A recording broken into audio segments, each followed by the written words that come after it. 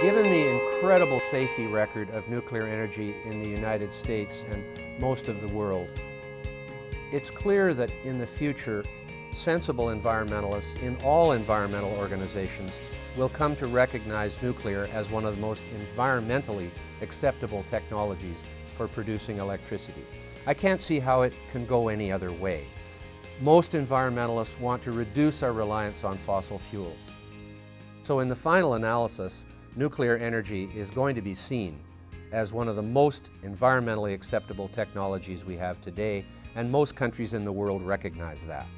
Over the coming decades, tens of thousands of job openings will come up in the nuclear industry as people who've been working there for 30, 40 years go into their retirement.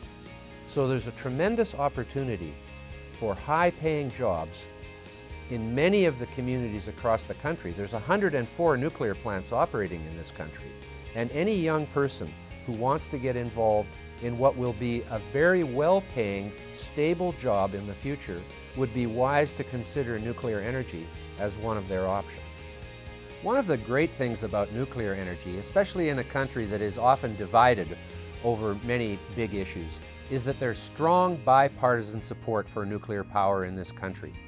Both parties have very large majorities of their members in favor of nuclear energy, which is one of the reasons why we're able to move forward now with very little controversy on building 4 new nuclear plants, 2 in Georgia and 2 in South Carolina.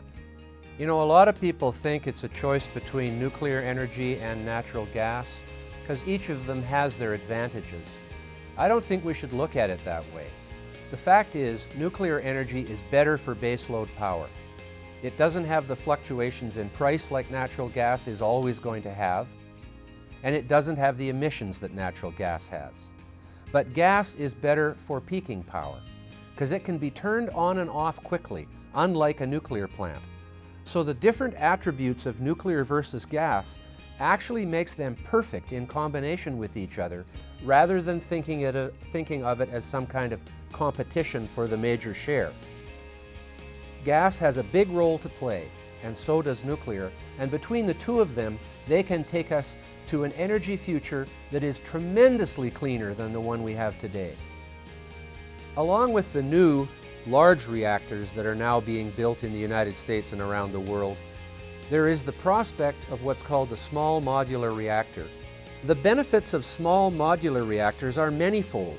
First, it will be possible to manufacture them in a factory on an assembly line rather than building them on site. And then it will be possible to truck or train them to the site and install them as an already completed unit.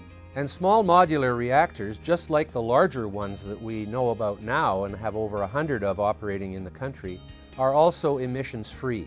They're clean, safe, and reliable in the same way that their big brothers are.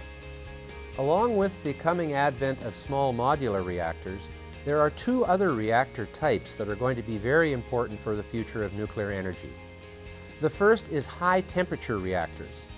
The existing reactors operate at about 300 degrees Celsius. This is fine for producing electricity, but it does not produce industrial-grade steam, the kind of steam that is needed in oil refineries and many other industrial facilities. The second really important new design is what's called the fast neutron reactor, sometimes called the breeder reactor. This is the reactor design that is necessary in order to continue using the used nuclear fuel over and over again, eventually converting all the uranium into energy. And it will mean that nuclear energy will be here providing clean and safe energy for thousands of years to come. The President's Blue Ribbon Commission has recommended that all of the used nuclear waste that is now sitting at reactor sites across the country, safe and secure, in dry casks at 80 tons each, should be centralized at interim storage sites, 1 or 2 or 3, whatever makes sense from a logistics point of view, and then eventually that used nuclear fuel should be recycled, and the true waste, which is the fission products from the burning of uranium, need to go in a permanent repository for the nuclear waste. There has to be such a facility somewhere in the country eventually in order to receive the fission products. It's very clear to me that both in the short term and in the long term, nuclear energy will become one of the most important sources of electricity in the world, precisely because it's clean and safe and affordable, and because there's enough nuclear fuel to last for thousands, possibly tens of thousands of years.